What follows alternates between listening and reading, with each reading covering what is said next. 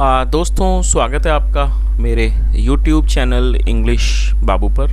और आज मैं फिर हाजिर हूँ आपके साथ एक नई स्टोरी लेकर। और दोस्तों, आज जो स्टोरी मैं आपके लिए लेकर आया हूँ ये एक मॉरल स्टोरी है। बहुत ही अच्छी मज़ेदार कहानी है। कहानी सुनने में आपको मज़ा आएगा। उसके अलावा आज की इस स्टोरी में आपको कुछ नए इंग्लिश के वर्ड मीनिंग सीखने को मिलेंगे, उनकी करेक्ट प्रोनाउंसिएशन के बारे में पता चलेगा और हमेशा की तरह जो इसका ग्रामर का पार्ट है उसे डिटेल में कवर करेंगे, तो एक एक स्ट्रक्चर को आप बड़ी आसानी से सीख पाएंगे। तो चलिए दोस्तों, आज की इस कहानी को हम शुरू करते हैं और सबसे पहले कहानी का टाइटल देखते हैं। कहानी का टाइटल है डिगिंग आ वेल। क्या मतलब हुआ? दोस्तों, डिग मतलब होता है खोदना और ये फोर्थ फॉर्म है डिगिंग और WELL वेल। वेल का मतलब है कुआं। डिगिंग आ वेल मतलब कि कुआं खोदना। तो दोस्तों, ये आज की इस कहानी का टाइटल है, शीर्षक है। और अब मैं इसे पढ़ना शुरू करता हूँ। आपसे रिक्वेस्ट है आप इस कहानी को बिल्कुल ध्यान से सुने और यदि पॉसिबल हो तो आप वर्ड मीनिंग को भी नोट करें और उसके अलावा यदि कहानी पसंद आए तो लाइक ज़रूर करें। तो चलिए इसको शुरू करते हैं। It was a year when severe drought ravaged the land। क्या मतलब हुआ? It was a year मतलब कि ये वो साल था। दोस्तों, ये जो वाक्य है सिंपल पास्ट का वाक्य है। सिंपल पास्ट का मतलब जब हम पास्ट में कोई ऐसा वाक्य बनाते हैं जहाँ वॉज या वर का प्रयोग हेल्पिंग ऑफ के रूप में किया जाता है, साथ में नाउन या एडजेक्टिव को लेकर वाक्य बनाते हैं। तो ये सिंपल पास्ट का वाक्य है। इट वॉज अ ईयर मतलब ये वो साल था व्हेन जब सीवियर ड्रॉट, सीवियर मतलब कि भयंकर और ड्रॉट मतलब सूखा, जब भयंकर सूखे ने रेवेज्ड द लैंड। दोस्तों, रेवेज ये सेकंड फॉर्म है और ये हमारा पास्ट इंडेफिनिट का अफर्मेटिव वाक्य है। रेवेज का मतलब होता है किसी चीज़ को पूरी तरह से बर्बाद कर देना, तहस नहस कर देना, नष्ट कर देना, उसे रेवेज कहा जाता है और ये सेकंड फॉर्म है। Severe drought ravaged the land. Land मतलब ज़मीन, मतलब कि भयंकर सूखे ने ज़मीन को बंजर कर दिया, ज़मीन को बर्बाद कर दिया। तो इस पूरी लाइन का क्या अर्थ निकला? It was a year when severe drought ravaged the land मतलब ये वो साल था जब भयंकर सूखे ने सूखे ने ज़मीन को का विनाश कर दिया, ज़मीन को बर्बाद कर दिया। The stream dried up. दोस्तों, स्ट्रीम का मतलब होता है छोटी छोटी जलधाराएं, छोटी नदियों से स्ट्रीम कहा जाता है। द स्ट्रीम ड्राइड अप मतलब जो छोटे नाले थे, वो नालियाँ थी, वो सूख गईं। The farmlands were arid. Farmland का मतलब कृषि भूमि, ज़मीन जहाँ पर कृषि की जाती है, और अरिड का मतलब बंजर। जो फार्मलैंड्स थी मतलब कि ज़मीन की कृषि की ज़मीन थी वो बंजर हो गई। And crops did not grow, और जो क्रॉप्स थी, फसल थी, डिड नॉट ग्रो वो नहीं उगी। All ponds in the vicinity were dry too. दोस्तों, विसिनिटी का मतलब होता है आसपास का क्षेत्र, उसे विसिनिटी कहा जाता है। आस पड़ोस उसे विसिनिटी कहते हैं। ऑल पॉन्ड्स, पॉन्ड्स मतलब तालाब। All ponds in the vicinity were dry too मतलब जो कुएं थे आसपास में वो भी सारे सूख गए। There was no well in the village, और गांव में कोई भी कुआं नहीं था। आगे देखिए। Women faced drinking water from far away. दोस्तों, ये जो वाक्य है ये भी पास्ट का फॉर्मेटिव वाक्य है जहाँ सेकंड फॉर्म लगाई गई है। फेच का मतलब होता है किसी स्थान से कुछ लेकर आना, कहीं जाना और वहाँ से लाना, उसे फेच कहते हैं। सेकंड फॉर्म है faced. Women faced drinking water from far away मतलब जो महिलाएं थीं वो पीने का पानी लाती थी दूर स्थान से, from far away. Chhedilal a big strong man मतलब छेदीलाल एक बड़ा मजबूत आदमी। डिसाइडेड उसने फैसला किया, और ये हमारा पास्ट का ही अफर्मेटिव वाक्य है जहाँ सेकंड फॉर्म लगाई गई है। उसने फैसला किया टू डिग खोदने का, अ वेल एक कुआं। और दोस्तों, यहाँ आप देखिए, यहाँ पर दो वर्ब को लेकर वाक्य को बनाया गया है। तो आपको ये चीज़ याद रखनी है कि जब आप दो वर्ब का प्रयोग करना चाहते हैं तो पहली वर्ब के बाद आपको कंजक्शन का यूज़ करना है टू, उसके बाद आपको फर्स्ट फॉर्म का यूज़ करना होता है। तो क्या अर्थ हुआ? Chhedilal a big strong man is decided to big a well, dig a well मतलब कि छेदीलाल एक मजबूत आदमी, उसने फैसला किया एक कुआं खोदने का। The villagers were happy. जो विलेजर्स थे, एक विलेजर का मतलब होता है ग्रामीण, गांव वाले, उन्हें विलेजर कहा जाता है और ये प्लूरल नाउन है villagers. The villagers were happy and praised him. जो गांव वाले थे, ग्रामीण थे, वो खुश थे। एंड प्रेज्ड हिम और उन्होंने उसकी सराहना की। प्रेज मतलब तारीफ करना, किसी की प्रशंसा करना, सराहना करना। एंड प्रेज हिम और उन्होंने उसकी तारीफ की, प्रशंसा की। Armed with his spade, digging rod and shovel, he set off to find a good spot. क्या अर्थ हुआ armed? Armed का मतलब होता है किसी चीज़ को, सामान को साथ वाथ रखना, उसे आर्म कहा जाता है. Armed with his spade, spade का मतलब होता है कुदाल, और digging rod का मतलब है खोदने वाली छड़, मतलब कि digging rod लेकर, खोदने वाली छड़ लेकर, कुदाल लेकर, एंड शावल फावड़ा लेकर, ही सेट ऑफ वो निकल पड़ा, टू फाइंड ढूंढने के लिए, अ गुड स्पॉट एक अच्छी जगह ढूंढने के लिए वो निकल पड़ा. आगे देखिए. A train of cheering villagers followed and there was a festive mood all around. क्या अर्थ हुआ? A train of cheering villagers, और एक मतलब कि खुशियाँ मनाते हुए जो विलेजर्स थे, ग्रामीण थे, और उनकी जो रेल थी, क्या किया उनका जो रेला था, फॉलोड वो उसके पीछे था, and there was a festive mood all around, और आसपास हर जगह एक फेस्टिव मूड था, मतलब एक उत्सव का माहौल हो गया. Selecting a suitable spot, select मतलब चुनाव करना, किसी को चुनना, मतलब एक सूटेबल एक उपयुक्त स्थान को चुनते हुए छेदीलाल स्टार्टेड डिगिंग. दोस्तों स्टार्टेड का मतलब हो गया जब हम कोई ऐसा वाक्य बनाएं जहां वाक्य की टेल पर लगा लगी जैसे शब्द आएंगे, वहां पर स्टार्टेड के साथ फोर्थ फॉर्म का यूज किया जाता है. तो क्या अर्थ हुआ? छेदीलाल स्टार्टेड डिगिंग, छेदीलाल खोदने लगा.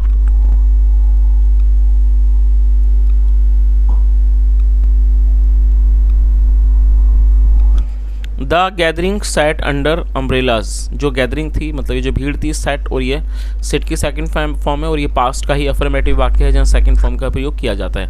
द गैदरिंग सेट, जो गैदरिंग थी, भीड़ थी, सेट बैठ गई, अंडर अम्ब्रेलाज मतलब छत, अम्ब्रेला मतलब छाता, छाताओं के नीचे बैठ गई. गॉसिप्ड, और वो बात करने लगे, एंड स्नैक्ड, और वो खाने पीने लगे.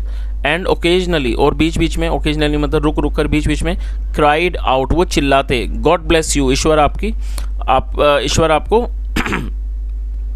अनुग्रह करे, ईश्वर आप पर कृपा करे. Chhedilal, you are such a great man, आप एक महान आदमी हो, कीप इट अप, करते रहो. आगे देखिए. छेदीलाल केप्ट ऑन डिगिंग, जो छेदीलाल था, और ये कीप ऑन डिगिंग का मतलब खोदते रहना, और ये पास्ट का अफर्मेटिव वाक्य है जहाँ सेकंड फॉर्म लगाई गई है. छेदीलाल केप्ट ऑन डिगिंग मतलब छेदीलाल खोदता रहा.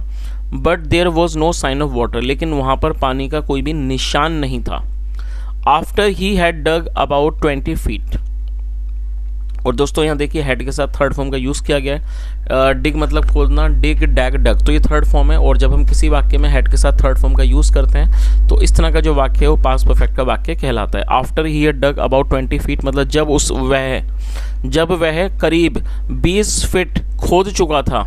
ही फेल्ट टायर्ड, फील टायर्ड मतलब थका हुआ महसूस करना, ही फेल्ट टायर्ड, उसे थकान महसूस हुई. एंड सेट डाउन, और वो नीचे बैठ गया. द ऑन लुकर्स, दोस्तों ऑन लुकर का मतलब होता है तमाशबीन, जो लोग तमाशा देख रहे हैं, कुछ देख रहे हैं, उसे ऑन लुकर्स कहा जाता है. The onlookers were dejected too, और डिजेक्टेड का मतलब होता है निराश, खिन्न हो जाना, जो कि एक एडजेक्टिव है, आप इसे नोट कर लीजिए. तो क्या अर्थ हुआ? The onlookers were dejected too, और जो ऑन लुकर्स थे मतलब जो देखने वाले थे, वर डिजेक्टेड टू, वो भी निराश हो गए. चलिए. The oldest of them said, oldest का दोस्तों ओल्डेस्ट का मतलब जो आयु में सबसे बड़ा था उसे ओल्डेस्ट, ओल्ड, ओल्डर, ओल्डेस्ट, और ये ओल्ड की थर्ड सुपरलेटिव डिग्री है. The oldest of them said मतलब जो उनमें सबसे बड़ा था आयु में, उसने कहा, आई ऑलवेज न्यू, मैं हमेशा जानता था, और ये नो की सेकंड फॉर्म में न्यू, पास्ट का ही अफर्मेटिव वाक्य, आई ऑलवेज न्यू, मैं जानता था. This was not an auspicious spot, ये कोई शुभ स्थान नहीं है. और दोस्तों आप ये जो इस वर्ड को नोट कर लीजिए, ऑस्पिशियस एडजेक्टिव है जिसका मतलब होता है शुभ. तो क्या अर्थ हुआ? उसने क्या कहा? I always new this was not an auspicious spot, मतलब मैं हमेशा जानता था ये एक शुभ स्थान नहीं है. चलिए आगे देखिए. It is better to dig at the southern corner of the village. तो उसने क्या कहा? इट इज़ बेटर मतलब ये अच्छा होगा, टू डिग मतलब कि खोदना, eight the southern corner of the village. दोस्तों उसने क्या कहा कि गांव के दक्षिणी मतलब कि कोने पर खोदना अच्छा होगा. एवरीवन अग्रीड, अग्री मतलब सहमत होना, तो second form agreed, everyone agreed, और हर कोई सहमत हो गया. सो इसलिए Chhedilal went to the southern corner, इसने जो छेदीलाल था वो चला गया, और ये गो की सेकंड फॉर्म में वेंट, और ये पास्ट का ही अफर्मेटिव वाक्य, इसलिए छेदीलाल चला गया टू द साउदर्न कॉर्नर मतलब जो दक्षिणी कोना था वहाँ चला गया. एंड स्टार्टेड डिगिंग अफ्रेश, और उसने अफ्रेश मतलब एक नए तरह से, नए सिरे से, और उसने एक नए सिरे से खुदाई करना शुरू कर दिया. द स्पेक्टेटर्स फॉलोड हिम, और दोस्तों स्पेक्टेटर का मतलब ही देख तमाशबीन होता है, जो स्पेक्टेटर्स थे तमाशबीन थे, फॉलोड हिम वो उसके पीछे चले, एंड सेटल्ड और वो बैठ गए एट द न्यू प्लेस, और वो एक नए स्थान पर बैठ गए। चलिए आगे देखिए।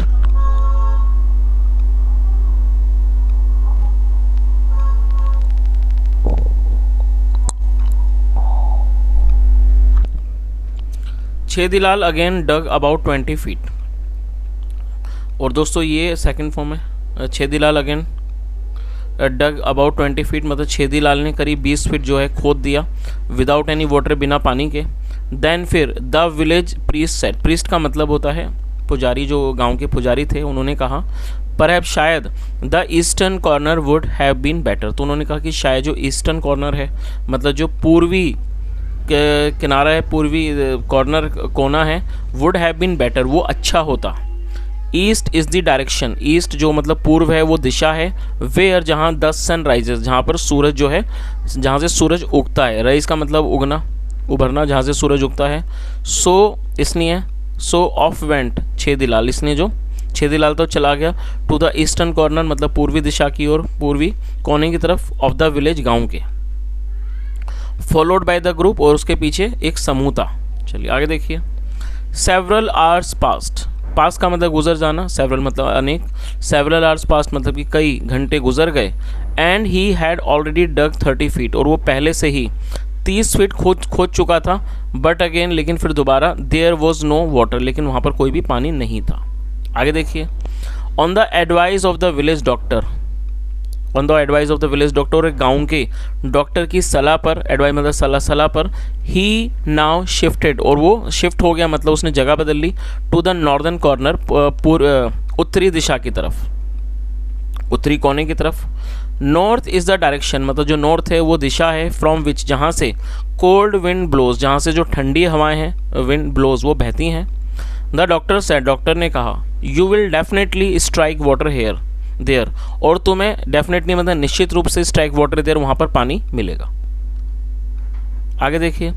छेदीलाल संक 20 मोर फीट, और जो छेदीलाल था वो डूब गया 20 मोर फीट, 20 और गहराई में, फीट में, इन द नॉर्दर्न कॉर्नर, उत्तरी दिशा की तरफ, बट टू नो अवेल, लेकिन कोई भी फायदा नहीं हुआ। चलिए आगे देखिए। The whole day passed, whole मतलब पूरा, तमाम, द होल डे पास्ट, पूरा दिन गुजर गया, without A trickle of water, बिना पानी के, एक बूंद के, पूरा दिन गुजर गया। द विलेजर्स लॉस्ट होप, और दोस्तों ये भी पास्ट का अफर्मेटिव वाक्य है, जहाँ सेकंड फॉर्म लगाई गई है। LOS लूज का मतलब खोना, गंवाना, और ये सेकंड फॉर्म में लॉस्ट, तो क्या अर्थ हुआ? द विलेजर्स लॉस्ट होप, मतलब जो ग्रामीण थे उन्होंने आशा खो दी, मतलब उन्होंने जो उम्मीद थी उसको खो दिया। एवरीवन ब्लेम्ड छेदीलाल, ब्लेम का मतलब दोष देना, second from blamed, everyone blamed Chhedilal, और हर किसी ने छेदीलाल को दोष दिया। For his lack of effort, मतलब उसके लैक ऑफ एफर्ट मतलब उसके प्रयासों में कमी के लिए उन्होंने छेदीलाल को ही क्या करा, उन्होंने उसे दोष दिया। आगे देखिए। As they turn homeward, homeward मतलब घर की तरफ, एज दे टर्न होमवर्ड, और जैसे वो, और दोस्तों दे का मतलब होता है वे या फिर वे लोग, जब सब्जेक्ट में एक से ज़्यादा लोग शामिल होते हैं तो दे का यूज़ किया जाता है। एज दे टर्न होमवर्ड, और जैसे ही वो घर की तरफ मुड़े, दे मैट, वो मिले, द विलेज स्कूल टीचर, वो एक गाँव के स्कूल टीचर से मिले, जो एक अध्यापक थे गाँव के, उनसे मिले। रिटर्निंग, जो कि लौट रहे थे, फ्रॉम द सिटी, जो कि शहर से लौट रहे थे। On seeing the disheartened group, दोस्तों डिसहार्टेंड का मतलब होता है उदास। On seeing the disheartened group, और इस उदास ग्रुप को, मतलब कि समूह को देखकर, द टीचर आस्क्ड, जो टीचर थे उन्होंने पूछा, where have you been to, आप कहाँ से, मतलब कहाँ रहे हो, where have you been to, and why are you also sad, और आप सभी इतने ज़्यादा उदास क्यों हो। चलिए आगे देखिए।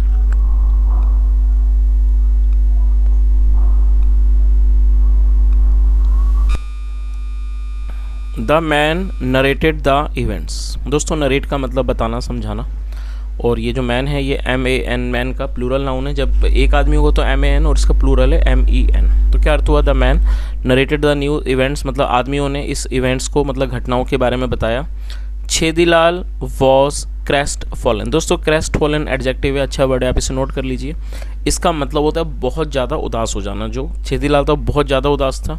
ही सैड, उसने कहा, इन अ लो वॉइस, बड़ी धीमी आवाज़ में कहा, कैन यू इमेजिन, क्या आप कल्पना कर सकते हो? I had dug throughout the day, मतलब क्या आप कल्पना कर सकते हो? I had dug throughout the day, मैंने पूरे दिन खुदाई की थी।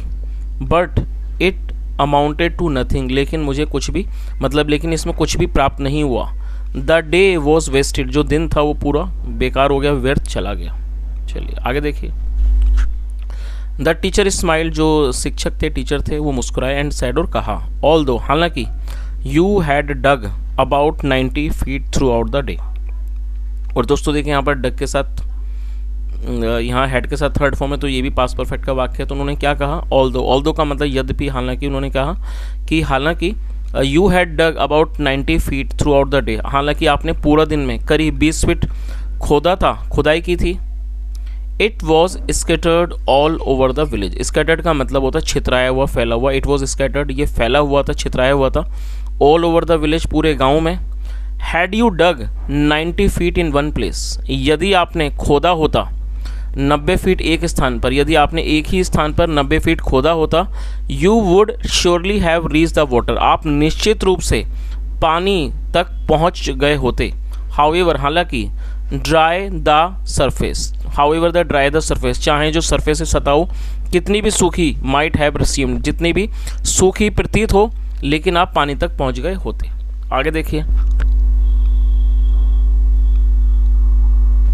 एवरीवन रियलाइज, रियलाइज का मतलब होता है एहसास होना, पता, किसी चीज़ का बोध होना। एवरीवन रियलाइज, हर किसी को एहसास हुआ। What a fool they had been, कि वो कितने ज़्यादा मूर्ख थे। छेदीलाल थॉट, जो छेदीलाल था उसने सोचा, I should have kept on digging, मुझे खोदते रहना चाहिए था। पेशेंटली मतलब कि धैर्य से, सब्र से। पेशेंटली एडवर्ब है जिसका मतलब होता है सब्र से, धैर्य से। और एडवर्ब का मतलब होता है ऐसा कोई शब्द जो किसी वर्ब की विशेषता का वर्णन करता है। तो उसने सोचा, I should have kept on digging patiently, मतलब मुझे धैर्य के साथ खोदता रहना, खुदाई करते रहना चाहिए था। टिल आई रीच्ड वाटर, जब तक मैं पानी तक नहीं पहुंच जाता। इंस्टीड ऑफ गेटिंग मिसलेड, इसकी बजाय, मिसलेड मतलब कि भटकने की बजाय, बाई अदर्स एडवाइस, दूसरों की एडवाइस के द्वारा भटकने की बजाय मुझे खुदाई करते रहना चाहिए था जब तक मैं पानी तक नहीं पहुंच जाता। तो दोस्तों ये जो कहानी है मैं समझता हूँ इसका आप सार समझ ही गए होंगे, क्योंकि अक्सर हम देखते हैं कि जब हम अपने जीवन में कुछ करते हैं और जब कोई व्यक्ति हमें किस तरह की सलाह देता है तो हम ये कभी नहीं सोचते कि क्या उस व्यक्ति के पास पूरा नॉलेज है, पूरा ज्ञान है, या फिर उसको उस चीज़ का अनुभव है या नहीं है। लेकिन कई बार हम उन लोगों की सलाहों को मान लेते हैं और हम ऐसा हो सकता है कि हम वहाँ पर सफल होने वाले हों, लेकिन हमें सफलता मिलने वाली हो, लेकिन तभी हम दूसरी जगह मूव हो जाते हैं। फिर हम उस जगह पे फिर दोबारा से कुछ कोशिशें करते हैं, फिर हम किसी एडवाइस से प्रभावित होकर उस काम को छोड़ देते हैं। तो जैसा यहाँ हमने इस कहानी में देखा कि ये जो व्यक्ति था छेदीलाल, वो मेहनत तो पूरी कर रहा था, लेकिन वो 20-30 फीट खोदने के बाद जब उसको कोई व्यक्ति बोलता था कि यहाँ पर पानी नहीं मिलेगा, तो वो वहाँ से हट जाता था और नई जगह पर उस काम को करता था, नई खुदाई करता था, जिसके कारण पानी नहीं मिल पा रहा था। यदि उसने एक ही स्थान पर खुदाई की होती करीब करीब 90 फीट, तो उसको पानी ज़रूर मिल गया होता। तो दोस्तों ये जो कहानी है कहीं ना कहीं इस तरह का संदेश देती है, या कह सकते हैं कहानी का यही मॉरल है कि जब हम कोई भी काम में प्रयास करते हैं तब हमें धैर्य से उसमें कोशिश करते रहना चाहिए, क्योंकि कामयाबी एक दिन में नहीं हासिल होती है। जब हम किसी भी काम को बराबर करते हैं, मेहनत से करते हैं, लगातार करते हैं, तभी हमें कामयाबी मिलती है। और उसके अलावा कभी भी दूसरे लोगों की बातों में आके या फिर उनकी एडवाइस सुन के हमें कभी भी भ्रमित नहीं होना चाहिए। तो दोस्तों ये आज की एक छोटी सी स्टोरी थी। यदि आपको कहानी अच्छी लगी हो, मेरा पढ़ाने का प्रयास आपको ठीक लगा हो, तो आपसे रिक्वेस्ट है आप इस वीडियो को जरूर लाइक कर दें, शेयर करें, चैनल को सब्सक्राइब करें, और यदि आपका कोई सुझाव हो तो कमेंट में ज़रूर बताएं। सुनने के लिए thank you so much. Have a nice day and bye.